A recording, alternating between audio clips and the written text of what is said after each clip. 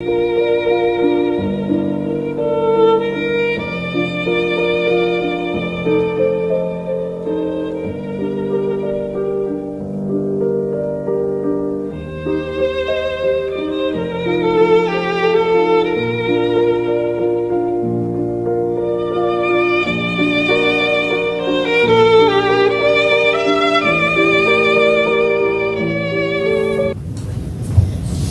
noite. O que vocês acharam da semana passada, hein?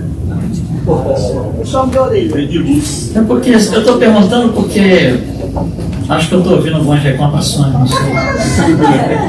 Mas que fique bem claro, ninguém proibiu nada, né? O Espiritismo não proíbe nada. Então a maneira com que a gente entende as coisas tem que ser usada a nosso favor. Falou muita coisa, claro que foi um sumário, uma coisa muito maior, mas levanta assim uma espécie de essa necessidade de a gente realmente conhecer as coisas em nosso próprio favor. Então hoje a gente vai fazer a parte 3, né? Vamos colocar os nossos bonequinhos aqui, famosos, nossos corpos sutis, o espírito e o corpo físico. Nós passamos um bom tempo falando nisso na segunda aula, né, na semana passada, sobre os corpos sutis, os 3 corpos sutis e o corpo físico, falamos também bastante coisa. Bom, então vamos deixar aqui com os nomes, que a gente vai utilizar aqui bastante disso hoje. A perfeita harmonia da alma. A gente definiu a alma na primeira aula, né, que inclui o princípio inteligente, espírito e os 3 corpos sutis, não inclui o corpo físico. Porém, a gente, na semana passada, falou muito isso, dependendo do que a gente traz para dentro do nosso corpo, a gente causa um desequilíbrio tremendo na alma, que é todo o resto, todo o outro bonequinho, vou dizer assim. E a gente falou muita coisa aqui. Não falamos muita coisa, falamos algumas coisas, né? Falamos aí de Mercúrio, desse problema, né? Fogo, álcool e tal, né? Falamos algumas coisas que vão prejudicar o corpo físico. E o corpo físico é a ferramenta que nós temos para melhorar. Então, por exemplo, quando você compra um carro, porque você viaja muito, você toda hora viaja de 1 hora de distância, 2 horas, então é muito conveniente ter um carro. Mas se você compra aquele carro e começa a danificar, deixa eu abrir o motor aqui e começar a dar umas pancadas, vai chegar uma hora que o carro não vai servir mais para você, porque você detonou o próprio carro, aquilo que vai te ajudar a fazer as viagens que você precisa fazer. Então, dependendo do que a gente traz para dentro do nosso corpo, isso acontece com o corpo. Chega uma hora que ele não dá mais conta. A gente destrói o corpo a tal ponto, conscientemente ou não. Não é o ponto aqui agora. Mas a gente destrói o corpo a tal ponto que ele não serve mais. Aí tem que trocar de corpo. Trocar de corpo tem um processo menor. Morte, espírito errante, tal, reencarna. Mas é por causa disso, porque a gente acaba detonando esse corpo, né? E a gente procurou mostrar um pouquinho aqui o que ajuda isso a fazer. É claro que a gente tendo conhecimento disso aqui que a gente falou na semana passada, se a gente ainda não tinha esse conhecimento, aumentou a nossa responsabilidade. Porque uma coisa é a gazela morrer porque a leoa precisa se alimentar. Outra coisa é a gazela morrer porque eu fui lá como caçador e dei um tiro nela. Então o evento físico é o mesmo, a gazela morreu. Então se você falar a gazela morreu, não está bem definido como que ela morreu. Se foi um caçador que deu um tiro, tem uma tremenda responsabilidade. Se foi outro animal que caçou aquela gazela ali, é parte de fatos, são fatos da vida, né? Tem todo um instinto aí. Então, quando a gente começa a conhecer e decide que realmente a gente quer melhorar, a gente quer entrar em harmonia, a gente quer uma alma mais harmônica, mais estável, mais em paz, a gente precisa começar a se preocupar com esses negócios. Por isso que a gente trouxe isso semana passada. O pessoal não gosta, a gente gosta. Mas são coisas importantes. Quando a gente falou de Mercúrio semana passada, a gente falou dos peixes, não sei se vocês lembram, né? Mencionamos vacinas, as mais antigas, e tem uma outra coisa que tem muito mercúrio, não se usa mais, mas tem amálgama no dente. Usado para obturação. A obturação é feita com amálgama, há muitos anos atrás, né? mas ela dura muito, então tem muita gente que tem até hoje ainda. Hoje não se usa mais, usa resina, mas a amálgama é uma liga à base de mercúrio. Então o mercúrio que fica em contato com o seu corpo o tempo inteiro, 24/7 por 365. Você não te põe uma amálgama para dormir, para comer, né? A obturação está ali o tempo todo. Então acho que você entende, essas pequenas coisas, não dá para fazer muita coisa, né? O amálgama já está lá, no pior caso você substitui a obturação, mas são essas pequenas coisas que a gente tem que se conscientizar. Por isso que a gente fez um estudo tão assim, intenso talvez, semana passada, em cima do corpo físico. E por quê? Porque o corpo físico começa a expressar o nosso desalinho com as leis morais. Só que, olha só que interessante, vamos voltar aqui. Quando eu bebo, por exemplo, você fala assim, mas peraí, se o corpo físico ou o espírito, seja o corpo físico, não, o corpo espiritual, o espírito, seja lá como você quer entender, se alguma coisa imponderável causa isso no corpo físico, o álcool é algo físico no corpo físico, não tem nada de etéreo ali. Assim também o cigarro, assim também, né, os opioides e tudo mais. Onde que entra tudo isso? Entra no seguinte: quando você, por exemplo, injeta substâncias ilícitas, a seringa, por acidente, entrou no seu braço e descarregou o conteúdo dela, ou foi uma escolha da pessoa? Então, assim, é o bar que vem até você, ou você que vai até o bar? Se você acha que o bar veio até você, foi um acidente. Mas se você acha que você foi até o bar, foi uma escolha. Então, o álcool que entrou pelo corpo físico, entrou por uma escolha que não é dentro do plano físico. Uma escolha que está lá no princípio inteligente do espírito. Então ela impacta, sim, a harmonia da alma. Não sei se deu para entender. Né? Você está vindo de lá para cá. Né? Efeito dominó chega no corpo físico. Mas você chega lá no corpo físico e fuma, por exemplo. Né? Como é que o fumo chegou lá? Chegou lá porque o princípio inteligente fez a escolha de fumar. O cigarro não apareceu na sua boca aceso. Não foi assim que aconteceu. Então existe responsabilidade. Essas pequenas coisinhas a gente às vezes não se toca. Então, tudo aquilo que a gente falou semana passada, e poderíamos ter falado muito mais, o Geraldo está até preocupado com o ovo. É porque tem o que a gente quis listar ali, aquela listinha ali, falou o que não dá para a gente falar porque não dá tempo, porque é uma coisa muito grande, mas são informações interessantes, é conhecimento. Isso a gente tem aí na internet, lendo, estudando, né? Tanta coisa produtiva na internet, tanta coisa de estudos benéficos, né? Sobre a saúde, alimentos e tal.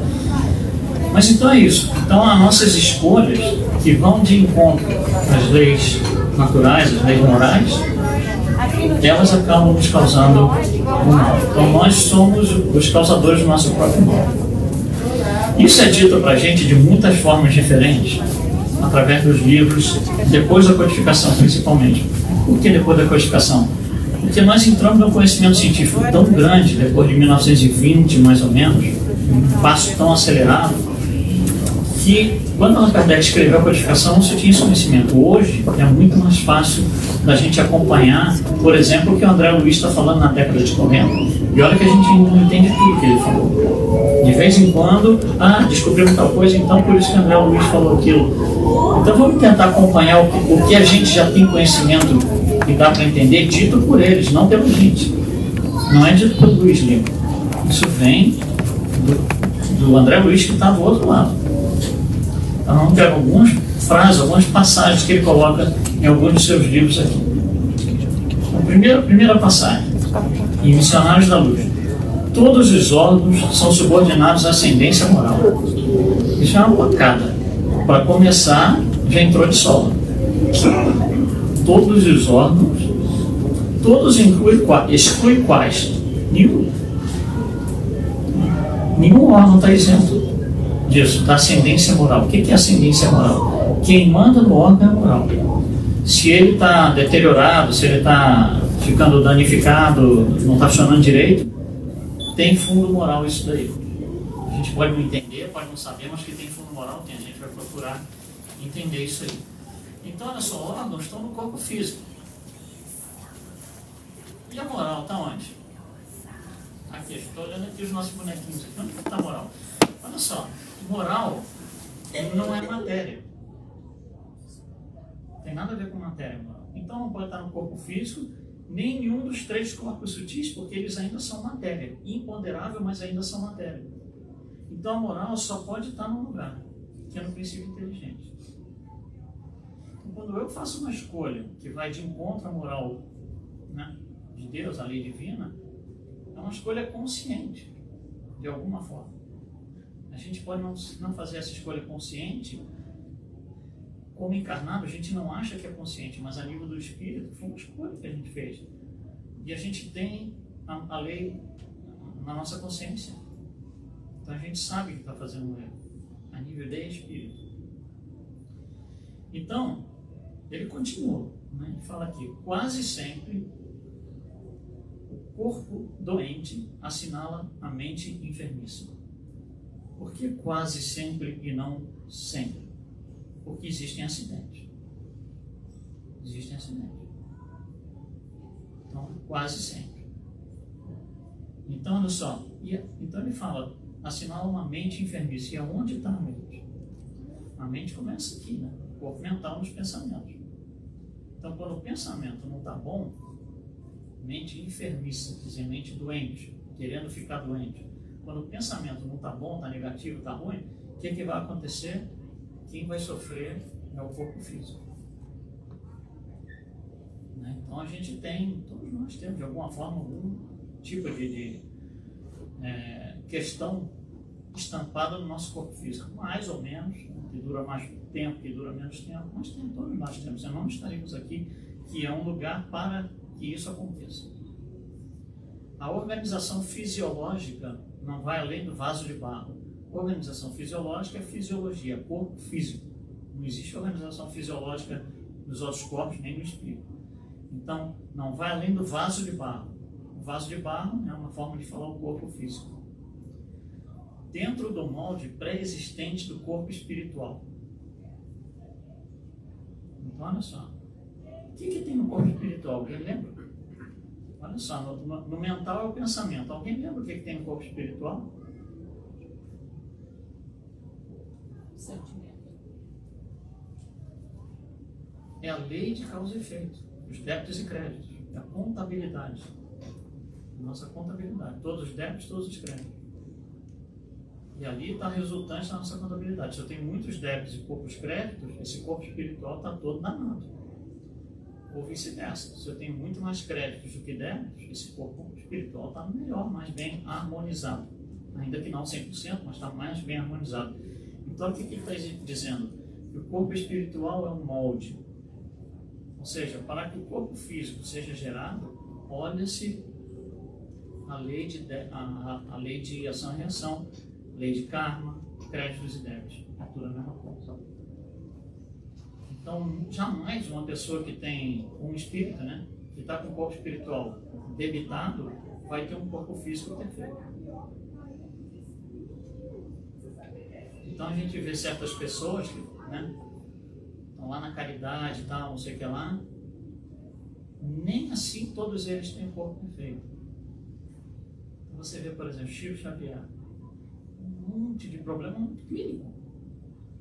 Gandhi, Madre Teresa, que você tem até medo de tocar nela, aquela mulher pequenininha, baixinha, se você tocar ela capaz de cair, né? São pessoas que já estão lá em cima, o corpo espiritual já está lá em cima, mas ainda tem débito a ser reparado. Então é um processo lento, é muito lento. E ele continua, atingido o molde, ele fala no parágrafo em cima, o molde, quem que é?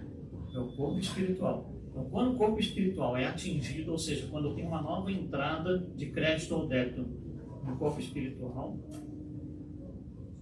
pelos golpes de vibração inferiores, então são débitos, cada vez que acrescenta mais um débito, o vaso, que é o corpo, refletirá imediatamente. esse imediatamente tem que ser entendido. Olha só. Pensa, por exemplo, numa doença como câncer. Então, a pessoa que está no estágio, digamos, terminal aqui nesse ponto, não começou ontem. Isso começou há muito tempo atrás. Teve um dia, lá no passado, não se sabe nem quando, que essa pessoa teve a primeira célula que se alterou e dali para frente a coisa, né, foi indo, virou bola de neve. Então, olha só, aquela primeira célula, aquilo foi imediato. Alguma coisa aconteceu, imediatamente aquela célula respondeu. Só que isso só vai aparecer no corpo físico 20 anos depois, 30 anos depois, 40 anos depois. O processo é muito lento. Então não é assim preto no branco. Né? Você fez uma coisa errada agora, vai levar um tombo. Não é assim. São processos muito lentos. E como são processos muito lentos para acontecerem, para desacontecer, ou seja, para você reverter o processo, também leva muito tempo. Por isso precisa de muitas encarnações para desfazer tudo que vem sendo feito. Né? É como, por exemplo, você tem um jogo de futebol. Né? Não é só ganhar ou perder, depende. Porque se você está perdendo de 10-0, o esforço para ganhar esse jogo é muito maior que se você estiver perdendo de 1-0. Você vai ter que fazer 11 gols se você estiver perdendo de 10-0. Se você estiver perdendo de 1-0, 2 gols é suficiente. Então, o esforço é na proporção do esforço que nós fizemos para chegar naquela situação. Porque fizemos esforço. Para fazer o mal, tem que se esforçar, tem que gastar energia. Bom, então, o corpo espiritual é que projeta toda a lei de karma, toda a lei de débito e crédito, toda a nossa contabilidade no banco divino, no corpo físico. Só que, novamente, é um processo muito lento, leva muito tempo, não é algo visível assim que a gente olha aqui. Outra coisa que ele fala, está aqui. Pode falar. Então quer dizer que uma escolha que eu faço dizer errada agora pode refletir no meu corpo físico, dizer, de outras encarnações. A pergunta foi, se eu fizer uma escolha errada agora, isso pode refletir no corpo físico lá para frente, talvez até a próxima encarnação. Sim, mas olha só, essas escolhas elas são recorrentes, né? Então, por exemplo, se nós somos, não sei, vaidosos, a gente não tem um evento único de vaidade, acabou nunca mais. Nunca tive um antes, nunca vou ter um depois. Eles são recorrentes. Você abraça aquela vaidade, você abraça aquele orgulho, você abraça aquela maldade e vai caminhando com ela. Você vai carregando, né, aquilo vai no seu pé que nem um presidiário, vai carregando aquilo. E aí sim, lá na frente você vai ter. Não são eventos pontuais. Né? Outra coisa que ele fala, o álcool e outras substâncias tóxicas operam distúrbios nos centros nervosos, modificando certas funções psíquicas e anulando os melhores esforços na transmissão dos elementos regeneradores e salutares. Vamos com calma. O álcool, que a gente sabe que é neurotóxico, opera distúrbio nos centros nervosos. Centros nervosos. Mostramos o neurônio aqui, na semana passada. Isso é uma figura de um neurônio. Esse neurônio, o que ele faz? Ele transmite eletricidade por dentro do cérebro para que a informação vá de um lugar para o outro, a informação circula ali assim que o nosso cérebro opera. Então você tem ali energia, eletricidade passando no tubinho ali no meio. Quando a eletricidade vai passar, quando a informação está transitando, né, acabou o neurônio. Como é que faz para a informação continuar? Tem que vir outro neurônio e se juntar àquele. E aí passa pelo segundo. Quando acaba, chega no rabicho do segundo, tem que ter um terceiro, que vem, vai terceiro, quarto, quinto.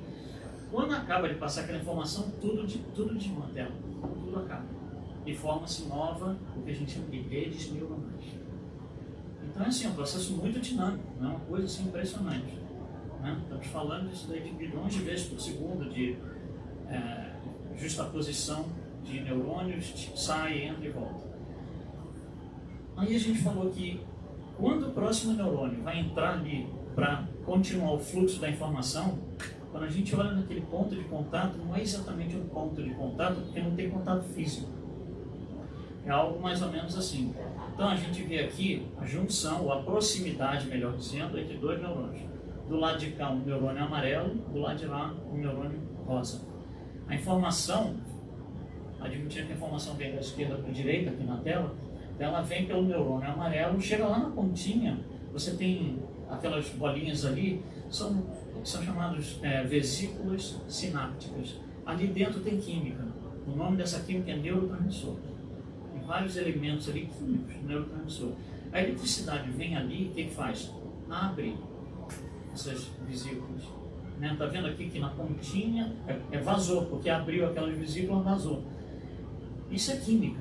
Essa química vai atravessar ali, vai sair do neurônio amarelo e vai ser percebida a chegada dela no neurônio rosa. O neurônio rosa vai receber aquilo e falar: já entendi, eu tenho que passar essa informação para frente.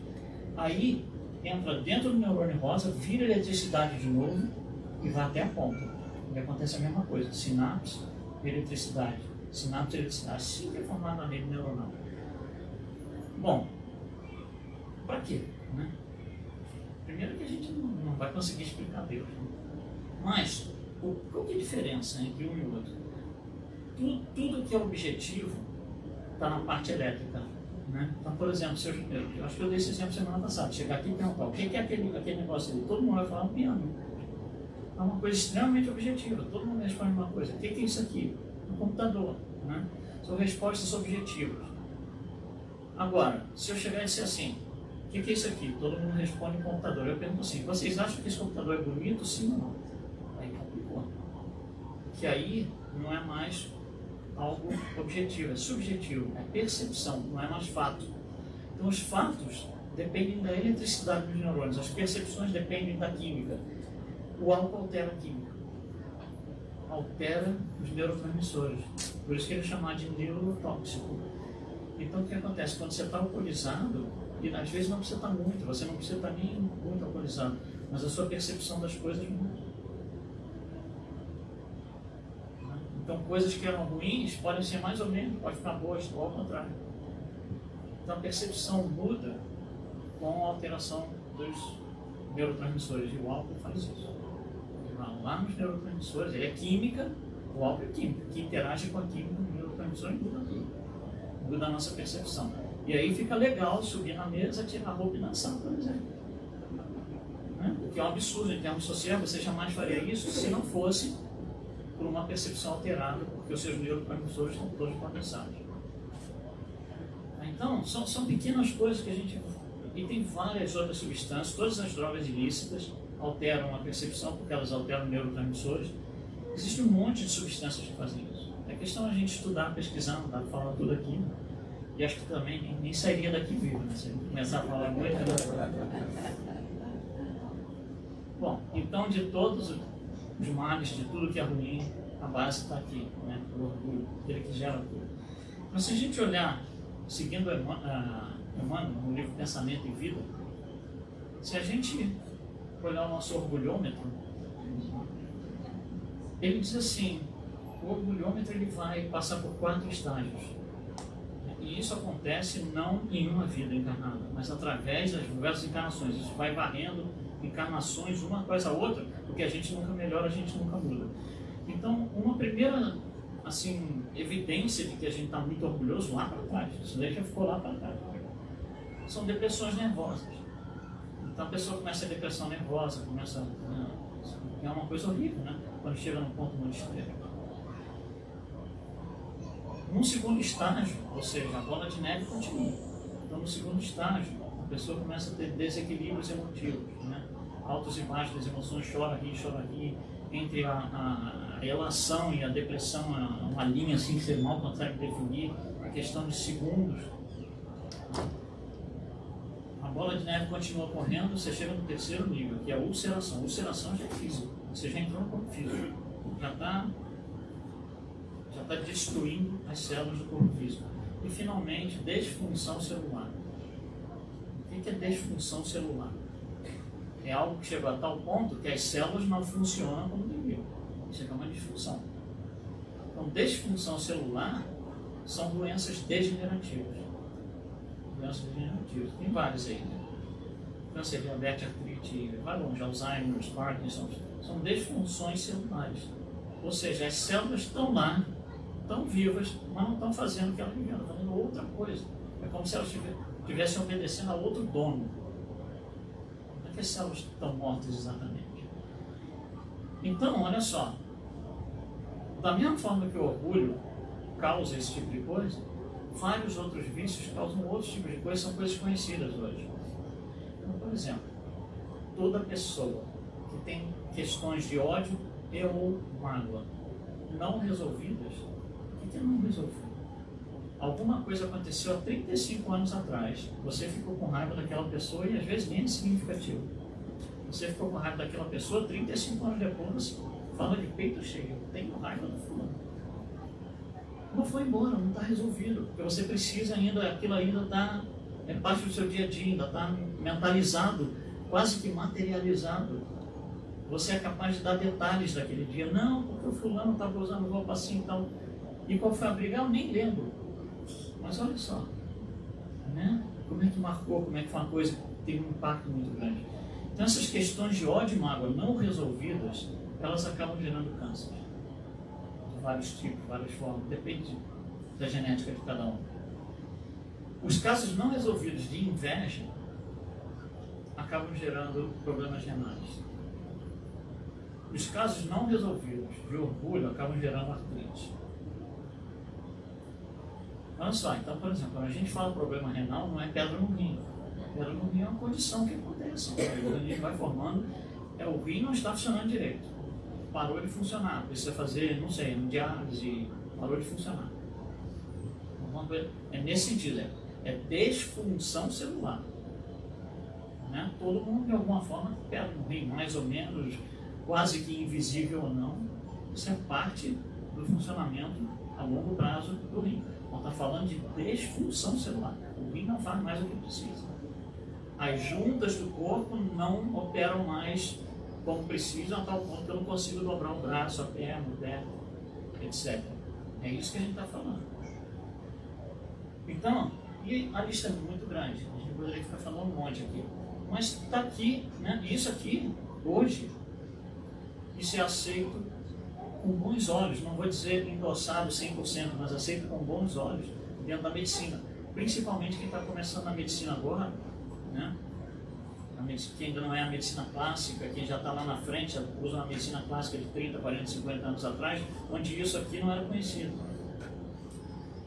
Mas isso aqui é o que está, esse tipo de investigação e o conhecimento disso é o que trouxe para as faculdades de medicina as cadeiras de medicina e espiritualidade, para a gente entender o que está acontecendo. Como que o ódio dá câncer, como que a inveja dá, né, problema renal. Então são coisas, são muito significativas. Então olha só, o que a gente está, é a mesma coisa que a gente está falando até agora. Você tem problemas, né, de moral lá em cima, indo contra a lei de Deus, e aqui embaixo o corpo está pagando preço. Né? Então essas doenças degenerativas, todas elas, né, existe um monte, todas elas só acontecem quando dois fatores ocorrem simultaneamente, ao mesmo tempo. Se um ocorrer e o outro não dá doença degenerativa. Se o outro ocorrer e um não dá doença degenerativa. Os dois fatores são, primeiro, o que a gente chama de fatores predisponentes, ou seja, o seu corpo, a sua genética tem predisposição a que tal coisa aconteça. Por exemplo, predisposição a que o coração tem um tipo de problema, que o intestino tem um tipo de situação, a que o fígado possa, né, estar ali na beirinha de ter algum problema. São fatores predisponentes. Fatores predisponentes por si só não fazem isso acontecer. Precisa que se junte a isso fatores que são chamados desencadeantes. Fatores desencadeantes são o quê? A nossa parte moral. Porque olha só, se eu venho com uma condição, potencialmente com uma condição genética que, não sei, meu fígado, por exemplo, está à beira ali do último suspiro, por causa de um passado, de um histórico, seja lá qual que ele for, né? E eu me comporto brilhantemente, bonitinho, direitinho, o que acontece? Isso não vai acontecer, porque eu não tenho aquilo que vai desencadear o processo ativo, não tenho fator desencadeante. Dá para entender isso? Então, por exemplo, um exemplo pessoal meu, uns 15 anos atrás, uns 12, 15 anos atrás, eu fui fazer um exame de rotina com uma companhia de seguro para tentar um seguro, para comprar um seguro de vida, e foi negado. Eu falei, por que foi negado? Ele falou, não, porque você está à beira da morte. Imagina você. Porque eles falam assim, né? Você está falando de dinheiro aqui, né? Então, a pessoa que vai te dar essa informação não é uma pessoa clínica, médica, não é nada disso. É uma pessoa, olha, você não pode estar à beira da morte. Eu falei, não, peraí, por quê? Porque nós fizemos um exame médico com você, que era requerido, né? E você está à beira da morte. Mas eu quero a cópia do exame. Ele falou, tá aqui a cópia do exame. Aí eu olhei lá, a gente não entende tudo, né? Mas eles dão aquelas faixas ótimas, né? O medidor tem que estar entre 0 e 10. Se você está em 15, você está fora, né? E assim você vai indo. Aí tinha um negócio lá que eu não vou conseguir lembrar os números originais. É uma enzima do fígado, chama GGT. Digamos que eu não consigo lembrar os números, então vou chutar os números. Digamos que a faixa normal fosse de 10 a 50. O meu era 150. Era algo assim absurdo, né? Completamente fora. Aí eu falei, não, vou no médico, porque, né? Talvez eu estou tão à beira da morte, talvez não consiga nem chegar no médico. Aí ele olhou e falou assim, ó, quando a gente olha esse valor aqui, isso é cirrose. Aí eu falei assim, peraí, então agora estou mais tranquilo, porque o exame foi trocado, né? Porque na minha vida inteira, isso não é mentira pra gente, isso tudo que eu falando é bom, na minha vida inteira, eu bebi uma taça de martini num dia quando eu tinha 19 anos. Foi tudo que eu bebi no dia. Aí eu falei assim, me deixou mais tranquilo, porque, né, o exame está errado. Ele falou, vamos fazer outro. Fizemos outro, é a mesma coisa. Eu falei, não, peraí, como? Né? Eu estava entrando no espiritismo, nessa parte de André Luiz, médico, eu falei, agora eu estou entendendo. Eu estou com um fator predisponente ali, ó, assim, ó, esfregando o dedo para o desencadeante acontecer. Então é melhor me comportar direitinho, porque senão eu vou embora. E é isso mesmo. O desencadeante são as nossas atitudes, é como nós nos comportamos perante a lei de Deus. Né? A gente dá uma bobeada, se você está na beirinha ali, pronto, acabou. Ali é o começo do fim. Então é muito sério isso, muito sério. E André Luiz continua, né? Ele fala que a medicina tenta nos ajudar, obviamente, né? Então ele fala, a medicina inventará 1000 modos de auxiliar o corpo a atingir seu equilíbrio interno. É para isso que a gente vai no médico, né? Para estar bem, saúde, bem-estar, né? Por essa tarefa edificante, ela, a medicina, nos merecerá sempre sincera admiração e fervente amor. Apreciamos, sim, os médicos, apreciamos o trabalho. Você vai chegar no ponto da sua primeira consulta como médico, olha o esforço que foi. Quantas horas você não colocou, quantas noites você não dormiu. Tem mérito aí, independente de se a primeira consulta o cara não sabe nada, não. Ele sabe muito mais que eu. Estou lá com o paciente. Não? Então a gente realmente tem que considerar isso. Ele continua, entretanto, compete a nós outros, sou eu e você, nós outros, compete a cada um de nós praticar a medicina da alma. A alma é aquilo ali sem o corpo físico. Praticar a medicina da alma, que ampara o espírito enleado nas sombras. Então a medicina, ela jamais vai dar um remédio, uma orientação para melhorar o meu corpo espiritual, para melhorar o meu duplo etérico, para melhorar o meu espírito. Jamais ela vai fazer isso, porque não é esse o propósito dela. O propósito dela é atuar lá embaixo, lá no corpo físico. O resto é comigo. A medicina vai chegar ao ponto de fazer transfusões, né? De fazer transplantes, de fazer cirurgias, por exemplo, que me tiram uma certa condição. Você está lá com um problema no coração, fez a cirurgia, teoricamente o problema foi embora, mas por que aconteceu aquele problema?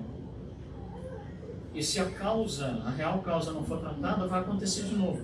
Então existe uma diferença muito grande entre cura na medicina, que nós deveríamos chamar de alívio, nós espíritas deveríamos chamar de alívio, e a verdade cura. Cura, para nós espíritas, é algo que se extinguiu. Jamais vai voltar a acontecer. Isso é cura. Então, claro que quando a gente fala com um médico, um profissional da área de saúde, a gente entende exatamente o que ele está dizendo com cura. E eu vou usar a palavra cura, conversando com ele, nos termos dele, para que a gente consiga manter uma conversa.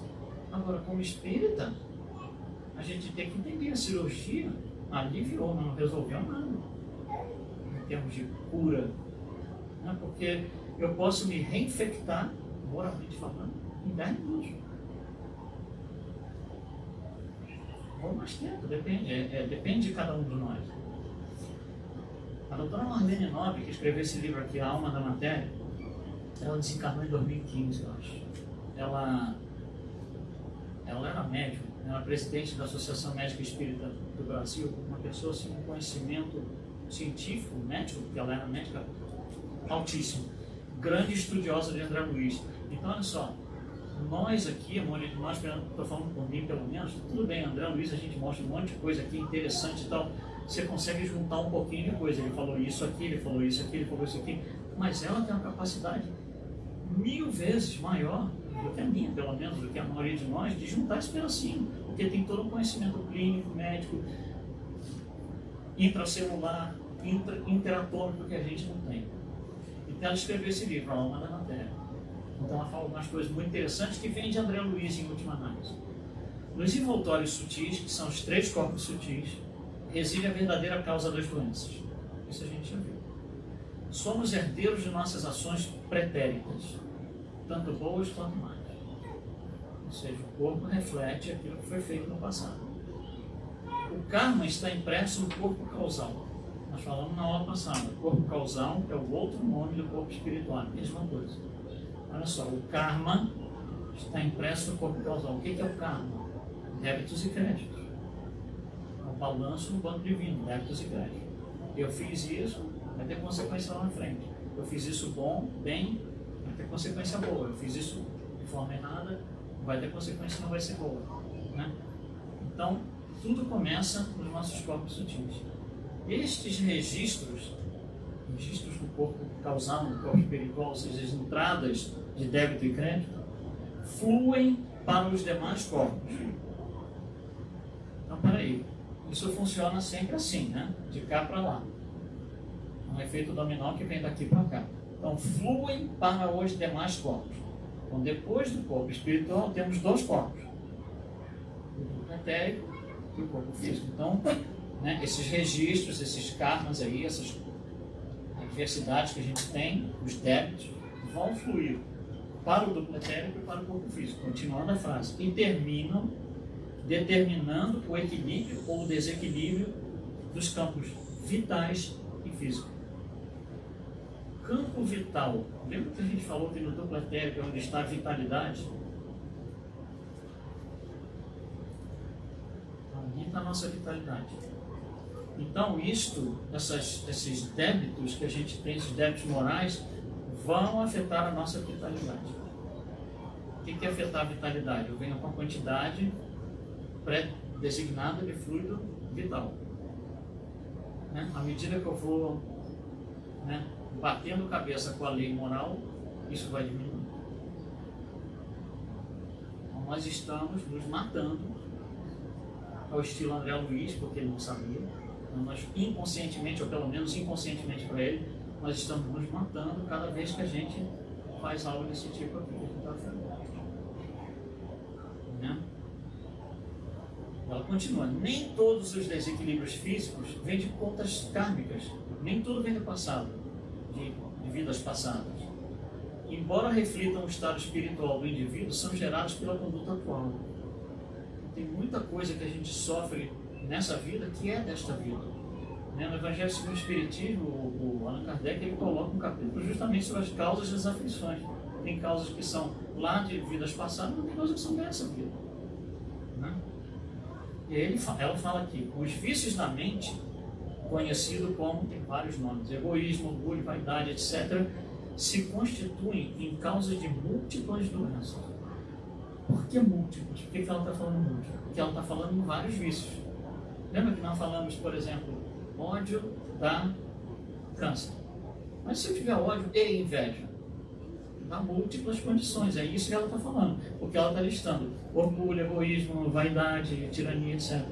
Então, cada uma dessas vai gerar algum tipo de desintegração das células. E isso acumulado, a gente acaba tendo um sofrimento maior. Toda vez que o espírito comete uma falta, e ela explica aqui, entenda-se por falta, agressão, transgressão da lei divina. Toda vez que o espírito comete uma falta, ele provoca de modo inconsciente o desequilíbrio interno, desestruturando o corpo sutil ou o perispírito. Então, cada transgressão moral desequilibra tudo ali. Lembra que a gente falou que os centros de força estão no duplo etérico, a base dos centros de força, que os chakras estão no duplo etérico? Se eu desequilibrar um, desequilibra todos, porque todos estão na mesma base. Se eu desequilibrar um desses chakras, todos ficam desequilibrados. E aí, quem que vai reequilibrar isso? O sistema tem um mecanismo de auto-regeneração. Mas precisa de quê? Precisa de uma energia para acontecer isso. Quem é essa energia? É o fluido vital. Então, toda vez que eu faço algo que desequilibre meus chakras, o que vai acontecer? Diminui meu tempo. Eu tenho que ficar usando fluido vital não para viver, mas para consertar erro moral. Né? Surgem então as distonias. Né? Então, dessa forma, ele explicou tudo isso para dizer assim que surgem as doenças, as distonias diversas desses envoltórios sutis. E as sinergias adulteram as trocas vitais do organismo. Ou seja, a sinergia entre essas distonias vão bagunçar todo o nosso fluido vital, né? E provocam ruptura da harmonia celular. O que é ruptura da harmonia celular? As células deixam de funcionar como deviam, disfunção celular. Doenças degenerativas. Bom, tem conserto, né? O corpo tem mecanismos de reparação, de auto-reparação, mas tem limite. É como a bateria do carro, né? Se o carro não tiver, se a bateria não carregasse automaticamente enquanto você anda com o carro, você andava uma vez, acabou, troca de bateria. Anda mais um pouquinho, troca de bateria. Mas o carro tem o próprio mecanismo, vai carregando a bateria enquanto você está andando. Só que a bateria tem vida útil, chega um dia que não consegue mais, aí você tem que comprar outra realmente. Né? Então, a bateria do carro tem uma vida útil. O fluido vital é uma coisa. Se eu começar a gastar com bobagem no sentido de tudo isso que a gente falou aqui, para ficar recuperando o chakra desalinhado, para ficar recuperando coisas erradamente a gente fazendo por aí, ninguém vai acreditar. Na hora que eu estou com raiva de uma pessoa, a pessoa não pode nem saber. A bagunça está aqui comigo. Na hora que eu estou com raiva de duas pessoas, a bagunça dobrou.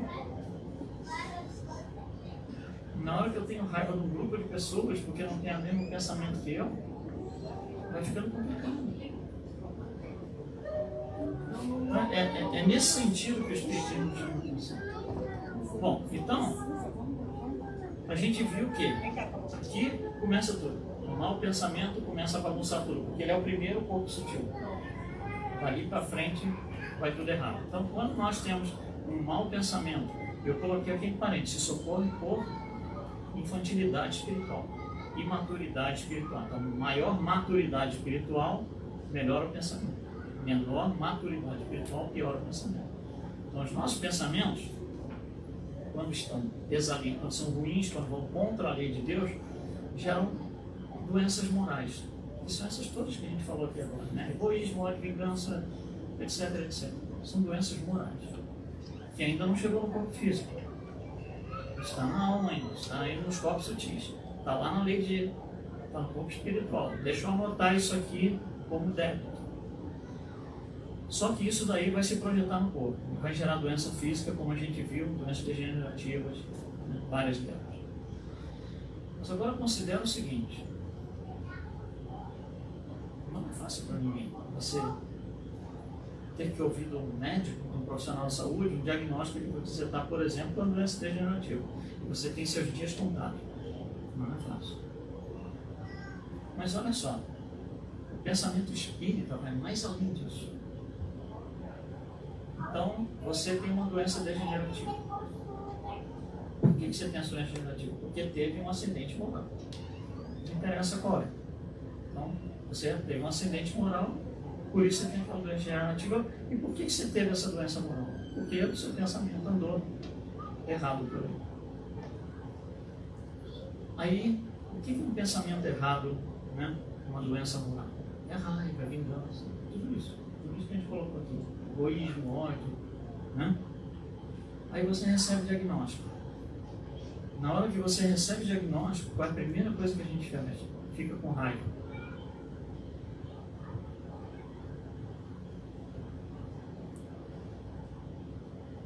Não é fácil, ninguém está dizendo que é fácil, fica com raiva. Fica com ódio dos outros. Ele não tem isso, eu tenho. Como que pode ser injusto? E o que acontece com o pensamento? Bola de neve. Aí você entra num ciclo, que é esse ciclo aqui. E aí vai piorando, vai piorando, vai piorando. Se não quebrar o ciclo uma hora, vai embora. Vai embora nessa encarnação, e vai de mal para a vida, por dizer assim, e continua pelas outras. Alguma hora vai ter que se quebrar. Então, a gente tem que quebrar isso em 2 pontos. O primeiro ponto é aqui do lado esquerdo. A gente, com conhecimento, que é algo que a gente está tentando fazer aqui, discutindo, nosso estudo sobre isso, a gente vai entender por que aquela doença está ali. E não adianta ficar com raiva. Não adianta querer descontar nas outras pessoas. Não adianta fazer cultura de cancelamento. Nada disso ajuda. Só piora. Só o conhecimento vai nos dar a opção, porque ainda assim é opção, é livre-arbítrio, a opção de eu olhar para isso aqui e falar, peraí, eu tenho que fazer algo diferente. Não adianta ter raiva. Então estou nessa condição, eu tenho que fazer algo bom, não algo ruim. Então vou trabalhar ajudando as pessoas que estão na mesma situação que eu, vou estudar mais para poder ajudar os outros, etc, etc. É o conhecimento que vai me fazer quebrar essa ponta aqui. Mas do lado de lá eu também posso quebrar. Porque ali é onde eu vou pedir ajuda do alto para que os meus pensamentos comecem a melhorar, a não ter essa carga negativa causando doenças morais. É ali que eu vou ter, né, o meu cantinho íntimo, né, numa conversa com o alto. Isso a gente faz várias vezes. Por dia, se precisar, por semana, por mês, né? A gente vem aqui, a gente lê, a gente estuda, né, a gente se conecta. Porque o que acontece? Enquanto você, se você chegar e disser assim com uma pessoa, ó, você está muito nervoso e tal, fica aqui no cantinho, fecha o olho um pouquinho, vamos fazer uma oração juntos. Juntos por quê? Porque a pessoa está num estado que ela está soltando fumaça pelo nariz. Vamos fazer juntos. Aí você começa ali, vamos agradecer a Deus, vamos agradecer a Jesus, qualquer coisa que seja. E quando a pessoa está te ouvindo, ela pode até não te acompanhar falando, ou dizendo alguma coisa, mas enquanto ela está te ouvindo, ela esqueceu de ter raiva do fulano. Durou 5 segundos, 10 segundos, mas ela esqueceu daquela raiva. Se isso começa a virar mais rotineiro, a frequência em tempo, o tempo que ela devota a ter raiva das pessoas, a querer vingança, a querer injustiçar todo mundo, começa a diminuir esse tempo. E a pessoa vai deixando de piorar. Porque antes de melhorar, tem que parar de piorar. A pessoa vai deixando de piorar. Mas existe essa possibilidade. E a gente só consegue isso conectado lá em cima. Então, no livro O Mecanismo da Mediunidade, que é um livro que muito pouca gente lê, porque o pessoal tem medo do livro, e a razão pela qual o pessoal tem medo do livro dá para compreender. O livro, ele começa, ele quer explicar como é que funciona a mediunidade na cabeça do médium, do cérebro. É um negócio que nem todo mundo gosta, é complicado, tem muita ciência no meio. Só que esse livro é escrito em 1900, na década de 40, na década de 50. Então, ele, como é um negócio novo, não se tem referência, ele tem que ir por analogia. Então, ele tem que usar alguma coisa que a gente conhece e sair dali. O que se conhecia na época é eletricidade, são motores elétricos e tal. Então ele começa a falar um monte de coisas sobre motores elétricos e tal, para depois pegar, olha, tudo isso que você ouviu é mais ou menos assim que funciona na mediunidade. Só que você tem que ler 8 capítulos sobre aquilo, motores elétricos. Então, o pessoal, quem não é da área técnica, quem não tem interesse, para no segundo, terceiro capítulo, que é completamente compreensível. E aí abandona o livro. Só que, a partir de um certo ponto no livro, você não precisa ter lido nada antes. Se André Luiz fosse escrever esse livro hoje, ele ia começar assim: como a gente sabe da física quântica, e ele vai, né? Não teria nada de motor elétrico, que é outra época, né? Eletricidade já é um negócio que ficou para trás, o conhecimento que a maioria das pessoas tem já é muito grande. Então, o que acontece? Quando você chega lá no final, no capítulo 16, é um capítulo sobre oração. Não tem nada a ver com isso, eu acho. Mas ninguém chega lá. É um capítulo belíssimo. Nesse capítulo, então, ele fala algumas coisas interessantes. No que tange a saúde e manutenção do corpo físico, e naquilo que se refere à aquisição de conhecimentos, né, o homem utiliza consulta a médicos, nutricionistas, profissionais de saúde, professores e orientadores diversos. Todos nós fazemos isso. Todos nós fazemos isso. Você não sabe, cara, deixa eu procurar um médico, deixa eu procurar uma pessoa que possa me orientar aqui. Por quê? Porque não é a minha praia, não é a minha área, eu não sei. Preciso de alguém que me traga esse conhecimento. Ele continua. É natural, dessa forma, que se valha da prece para angariar a inspiração de que precisa, a fim de afinizar-se com as diretrizes superiores. Então é assim, é mais ou menos assim. Eu tenho que ir no médico porque eu estou com uma condição. A coisa é meio sombria. Antes de eu ir nessa consulta, em vez de eu ir com raiva da condição que eu estou, eu vou fazer uma tremenda oração, dias antes, da noite anterior, para que não só eu consiga entender o que vai ser falado, que eu tenha inspiração para entender o que vai ser falado, e o que eu não entender eu conseguir perguntar, não, eu preciso de uma explicação mais detalhada, não só eu, mas também aquele que vai me passar a informação, que ele também seja iluminado por essa consulta, por essa situação. Então, por exemplo, você vem em hospitais, a gente sabe que isso em vários casos, né, provados, a pessoa está ali no leito, à beira da morte, o médico manda chamar a família para a última visita, porque já está na hora. Aí a família chega e diz assim, não, vamos lá, nós, tal. Aí vão 8, 10 pessoas. Né? Quantos casos a gente não tem documentados que essas 8 a 10 pessoas ficam em volta do leito, de mãos dadas, fazendo oração? 15 minutos, 20, 30, concentrados, e vão embora. Daqui a pouco o médico liga e fala, olha, dei buscar uma pessoa aqui que deu alta. Quantos casos tem documentado? Né? Então, olha só que maravilha seria se os nossos profissionais de saúde, na sala de cirurgia, você tem médico auxiliar, você tem enfermeiro, você tem vários tipos de, várias categorias de profissional ali, né? Anestesista e tal. Se antes de fazer uma cirurgia, uma intervenção cirúrgica, se esse pessoal se reunisse e mentalizasse, cada um dentro do seu sistema de crença, inclusive o ateu, cada um no seu sistema de crença, respeitando um ao outro, olha, vamos nos concentrar aqui 2, 3 minutinhos para que a gente consiga, né, fazer um bom trabalho aqui. Daria uma diferença absurda, mas a gente não faz por questões até sociais, não é politicamente correto, não sei o que lá. Mas é algo que, quando a gente faz, isso se faz nos hospitais espíritas,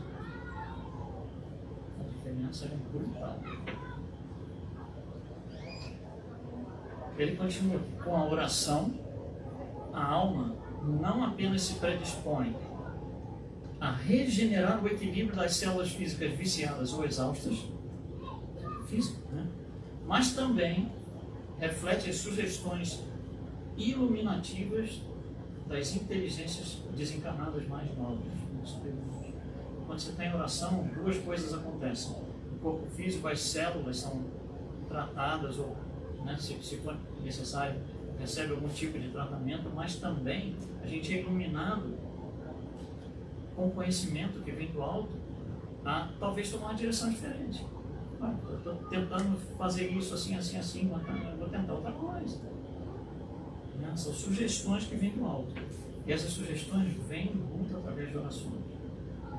Orar constitui a fórmula básica da renovação íntima.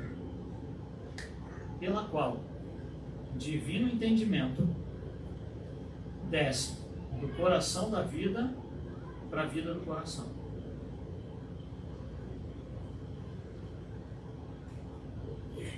Como é transferido todo esse fluido que vem do alto para nós aqui, feito através da oração.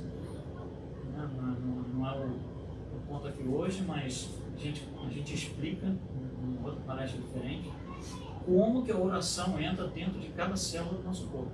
Tem um canal, cada célula, dentro de cada mitocôndria de cada célula do nosso corpo tem um canal espiritual. É muito bonito, é muito interessante. Então isso daqui é a pura expressão da verdade. E aí a gente fecha com isso daqui, pergunta 909 do Livro dos Espíritos. Será que não dá para eu melhorar, não? Essa é a pergunta. Pelo esforço próprio, sem esperar o decreto divino dizendo que eu melhorei, que isso não vai acontecer?